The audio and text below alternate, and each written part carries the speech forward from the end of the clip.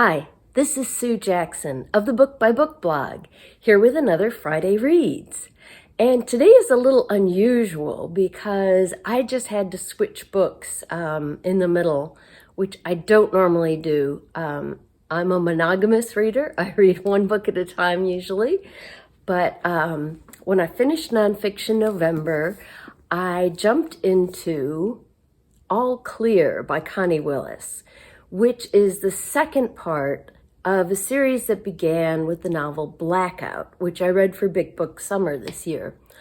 Big Book Summer is the challenge that I host every summer to read books of 400 or more pages. And Blackout definitely met that criteria, as does its sequel, All Clear. So I've been waiting to read this. Definitely want to read it before the end of the year, and I was really excited to get back into this story. It's a time travel story. Connie Willis has a whole series, a loose series. You can read them in different order other than these two, called the Oxford Time Travel series. And they're set in like around 2060 when time travel technology has become well established. And in Oxford, there are historians there. The students in the history department actually travel back in time to witness history firsthand. So I love these books of hers. I've read To Say Nothing of the Dog. I've read, last summer for Big Book Summer, I read the Doomsday Book, which blew me away, and my husband loved it too. It's about a historian from Oxford who travels back to the 1300s and then gets stuck there. So that was excellent. So my husband and I both read Blackout, the first book in this two-book series, and loved it this summer. And these are, as you might be able to tell from the cover, set during World War II in England. So in Blackout, a whole bunch of historians from Oxford are all sent back to different times and places in England during World War II. So there's a woman who's been sent back to rural England where they're evacuating children from London, and she's helping with the evacuation.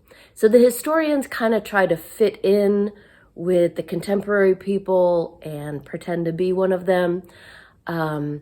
Again, there's another historian, a young man who was sent back to Dover to observe the evacuation of soldiers from Dunkirk by ordinary citizens. His graduate thesis was about ordinary citizens becoming heroes. So he had planned to go to a bunch of places, and the evacuation from Dunkirk was one of his stops. There's a young woman who is named Polly, who has been sent back to London during the early days of the Blitz, simply to, she gets a job as a shop girl. She's trying to fit in, and her assignment is simply to observe how ordinary citizens in Britain reacted to this unbelievable experience they went through of being bombed every single night. So there's all these different historians sent from the future back to World War II, different parts of England, different times during the war. There's another young woman who's working as an ambulance driver in 1944. So all these different things going on. Well, what happens in the first book, Blackout, is that, and this isn't a spoiler, things begin to go wrong with the time travel system, and there begin to be small discrepancies and errors, and all of them find that they can't get back home. So now I was reading All Clear, which I started December 1st, and I'm dying to know how they're all going to get home, how this is all going to work out. I got a little ways into it, and suddenly this morning, I remembered that I have a book group meeting next Wednesday. I had completely forgotten it. I'm so wrapped up in the holidays and family stuff and work deadlines, just completely forgot that my book group was coming up. So today I checked the library and they didn't have a copy immediately available. So I downloaded a copy onto my Kindle of Miss Benson's Beetle by Rachel Joyce. So little backstory here, this same book group read The Unlikely Pilgrimage of Harold Fry by Rachel Joyce, which we all loved. I especially adored that book. It is moving and funny and warm. It's just a wonderful novel. If you haven't read it yet, I highly recommend it. And then the same book group also read not really a sequel, sort of a companion novel to Harold Fry. I should have looked up the title and I've forgotten it, but it's about Queenie, who was a character in Harold Fry. And it's kind of the same story of his journey to visit Queenie, only told from her perspective as she lies in a hospital in northern England, dying of cancer. Again, not a spoiler. It's right at the beginning of Harold Fry and of Queenie. So, and the whole title's not Queenie. I don't remember the whole title. I'll look it up and include it below. So anyway, my book group, this is my neighborhood book group, absolutely loved both of those novels by Rachel Joyce. So when one of the members suggested Miss Benson's Beetle, Rachel Joyce's latest novel, we were all wholeheartedly in favor of that, and it easily got voted as our top pick. So this is what we're reading for next Wednesday. I have only just started it this afternoon. I'm only a few pages into it, not even a full chapter yet. So the basic story is there is this woman named Marjorie Benson, and it's around 1950. She is in her 50s. She's lost most of her family as a child, which happens right at the beginning of the book. And she is kind of stuck in a rut. Not kind of, she is very much stuck in a rut. She's working as kind of a home ec teacher at a school for girls. She is overweight and frumpy and just not feeling good about herself. Her students make fun of her, which is kind of the breaking point. That's how the novel opens. And she decides to go on a journey to look for the golden beetle of New Caledonia, which she read about in one of her father's books when she was a child. And it's kind of a mythical creature. It may or may not be real, but she sets off on an expedition to try to find it. This is her way of restoring her life, giving her life some purpose again. And she takes on an assistant for the journey who's a younger woman. So I haven't gotten very far yet. That's just kind of the quick synopsis from the cover, but I know I'm going to love it because I love Rachel Joyce's novels. I can already see the same sort of combination of warmth and humor and depth, emotional depth that was in Harold Fry and Queenie. So I'm very much looking forward to reading this now that I've remembered I'm supposed to be reading it, and hopefully I'll finish it in time for the book group next week. I am kind of in between audiobooks at the moment. Not kind of, I am. I finished my last nonfiction audiobook for Nonfiction November, and I haven't chosen my next audiobook yet. Like I said, things have been really busy around here.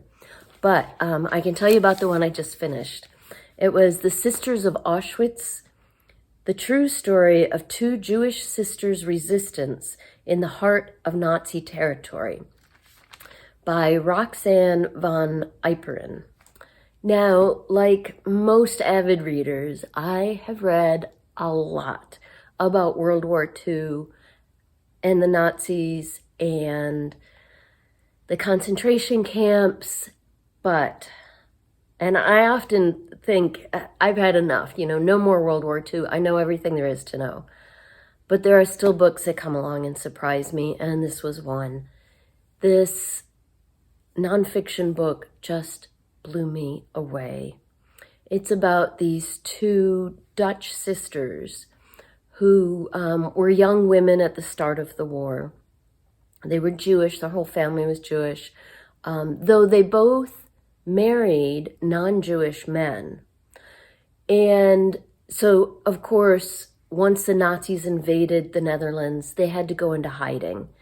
And so there are three parts to the book. The beginning of the war, which is always interesting to read about because we know what's coming, but the people in the novel, or in this case, true story, don't know what's coming. Part 2 is while they're in hiding, and part 3 is in the concentration camps. They are sent to a work camp and then eventually to Auschwitz.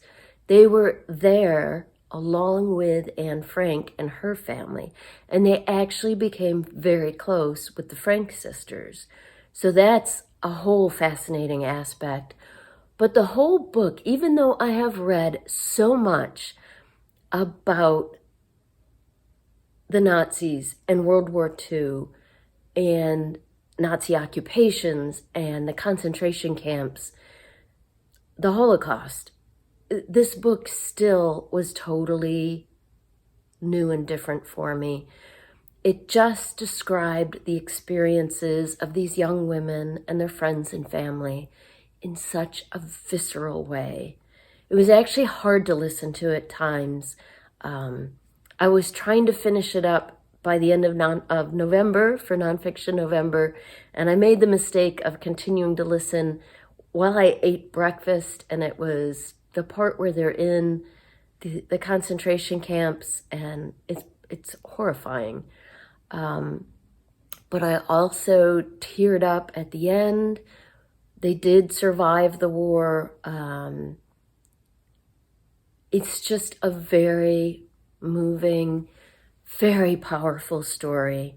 And even if you've read a lot about this period in history, I still highly recommend this book.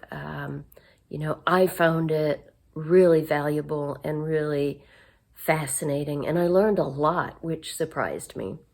So that's The Sisters of Auschwitz, the true story of two Jewish sisters' resistance in the heart of Nazi territory. Highly recommended. So that's what I've been reading this week. I would love to hear what you're reading. I always love to talk about books. So let me know down below what you're going to be reading this weekend.